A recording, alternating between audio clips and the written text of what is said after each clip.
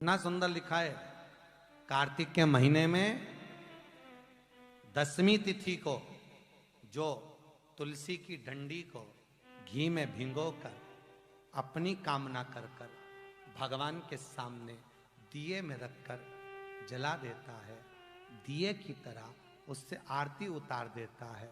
कहते हैं उसका जन्म दूसरी बार पृथ्वी पर नहीं होता, वो भगवान के गोलोक धाम में जिंदगी भर के लिए विराजमान हो जाता है। जिंदगी भर के दीप की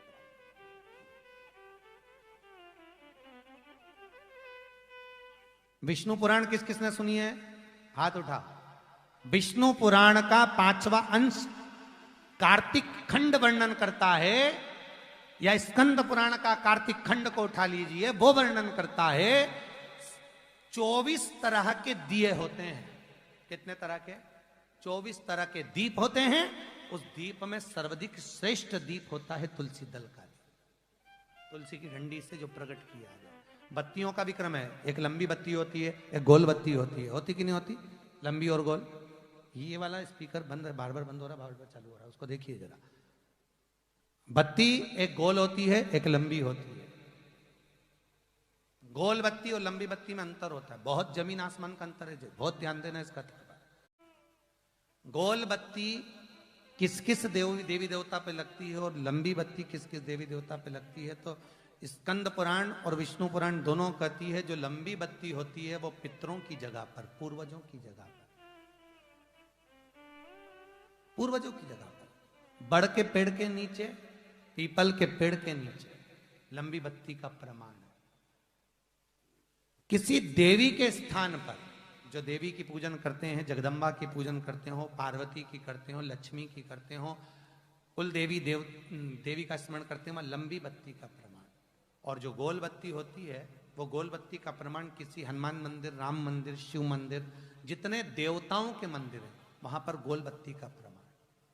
लंबी बत्ती देवी के स्थान पर इसलिए जलाई जाती है क्योंकि देवी वंश की और लक्ष्मी की वृद्धि करती है, तो लक्ष्मी और वंश बड़ा होना चाहिए, लंबा होना चाहिए। और देवता के सामने गोल बत्ती इसलिए लगाई जाती है कि हमारा मन, ये चित्त, ये वृत्ति आपके चरणों में टिकी रहे और एक दिन हम भी वैकुंठ का वास करें, इसलिए गोल बत्ती लगाई जाती है। एक सहस्त्र बत्ती होती है, करें दर्शन कभी?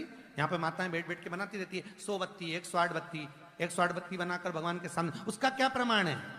कौन से पुराण में लिखा है कि 108 और सहस्त्रावली बत्ती लगाई जाए?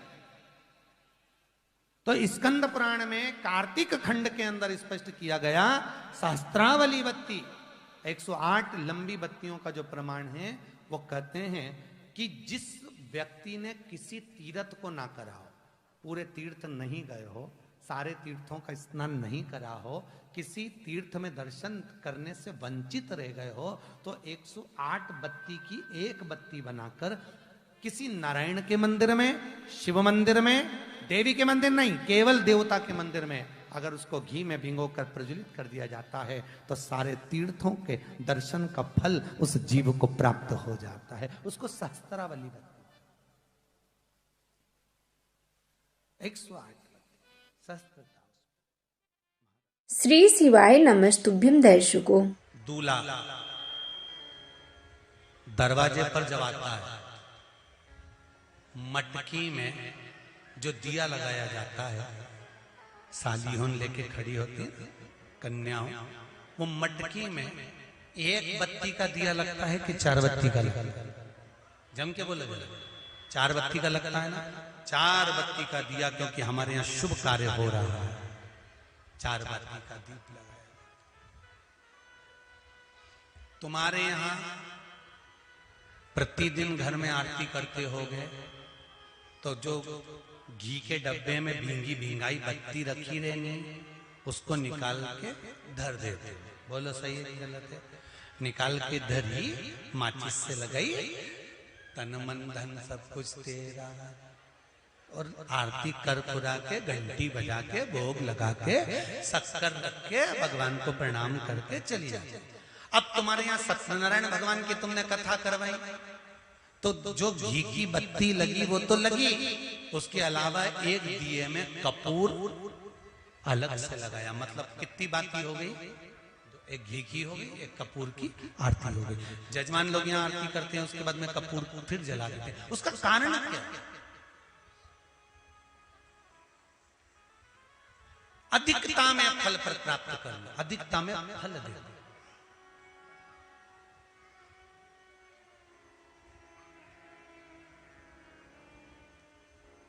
साल, 2 साल, 4 साल, 6 साल में आप भी प्रयास करा करो, पतली पतली बत्ती बनाकर 108 गिनकर घी में जब उसको पूरी बांध लो, घी में भिगो कर रख लो। कोई घर में विशेष कार्य हुआ या कहीं तीर्थ गए, कहीं गंगा जी के घाट पर गए, सरयू, मंदाकिनी, नर्मदा, गोदावरी, छिपरा आदि के घाट पर गए, तो उस बत्ती को प्रकट कर कर जलाकर रख दिया। क्या होता है उससे? माता सती ने कौन सा पुण्य करा था जो शंकर भगवान के कंधे पर शव पड़ा हुआ था और शंकर नाच रहे थे? वो सती का पुण्य था कि वो कभी एक सामग्री से शिव को प्रसन्न नहीं करती थी, बहुता में देकर शंकर को रिझाती थी। इसलिए शिव ने उसको अखंडता प्रदान की। शंकर भगवान ने अखंडता दी है उसको, अखंडता।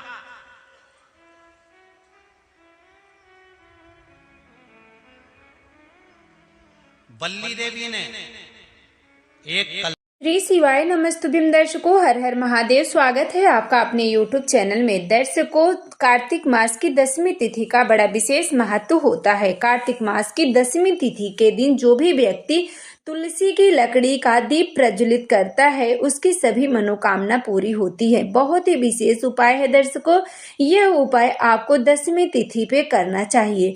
दर्शकों, यदि आपको सूखी लकड़ी, तुलसी की सूखी लकड़ी मिल जाए तो आप उसे 7 टुकड़ों में अलग कर लीजिएगा। छोटा छोटा टुकड़ा आप 7 टुकड़े में अलग करें। उसमें आप मौली या दर्शकों उसमें आप रुई लपेटकर एक सुंदर सी बाती आप बना के तैयार करिएगा।